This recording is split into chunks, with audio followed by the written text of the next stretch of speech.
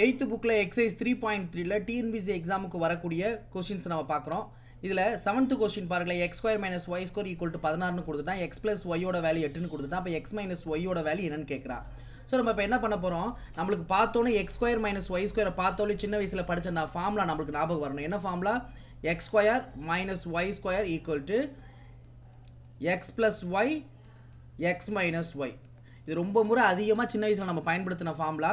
இப்போ நம்மளுக்கு X square minus Y ஸ்கொயருக்கு வேல்யூ கொடுத்துட்டாங்க. என்னது? 16ன்னு கொடுத்தாச்சு. எக்ஸ் ப்ளஸ் ஒய்க்கு வேல்யூ கொடுத்தாச்சு 8 இன்ட்டு எக்ஸ் மைனஸ் ஒய் தெரியாது, அதனால் அப்படியே அதை வச்சுக்கிறோம். அதான் கண்டுபிடிக்க போகிறோம். இப்போ நம்ம இந்த நம்பரை இங்கிட்டு கொண்டு போயிடலாமா? அப்போ 16 மல்டிப்ளிகேஷனில் இருக்கிறதால அங்கிட்ட ஈக்குவலை தாண்டுனா டிவைட் ஆயிரும். அப்போ 8 ஆயிடுச்சு, 8 கீழே போயிடுச்சு. இப்போ மீதி எக்ஸ் மைனஸ் ஒய்.